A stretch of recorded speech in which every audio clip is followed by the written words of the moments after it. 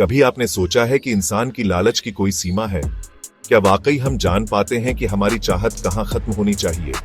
आज की ये कहानी इसी सवाल का जवाब देती है। इसका अंत कहां है?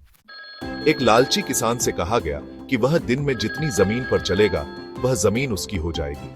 शर्त बस इतनी थी कि उसे सूरज डूबने से पहले उसी जगह लौट कर आना होगा जहां से उसने शुरुआत की थी। किसान खुश हुआ। उसकी आंखों में सपनों का सागर उमड़ पड़ा। उसने सोचा, जितना ज्यादा चलूंगा उतनी ही ज्यादा जमीन मेरी होगी। अगले दिन वह सूरज निकलने से भी पहले निकल पड़ा। तेजी से चलता रहा। सिर्फ एक मकसद था और ज्यादा जमीन हासिल करना।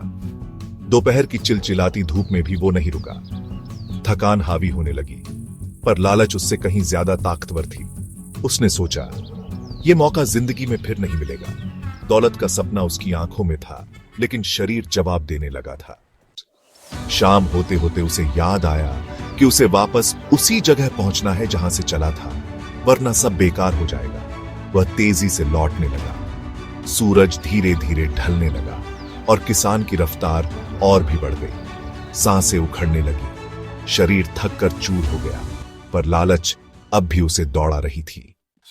आखिरकार जब सूरज डूबने ही वाला था, वह उस शुरुआती जगह तक पहुंच गया, लेकिन तभी उसका दम टूट गया। वह वहीं गिर पड़ा, मृत, उस जमीन के लिए जो अब उसकी थी, लेकिन उसे अब सिर्फ दफन होने के लिए एक छोटे से टुकड़े की जरूरत थी। तो क्या मिला उसे?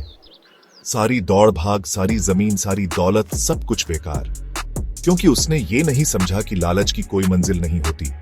उसका अंत बस एक ही जगह होता है, विनाश। इससे हमें यही शिक्षा मिलती है कि लालच बुरी बला है।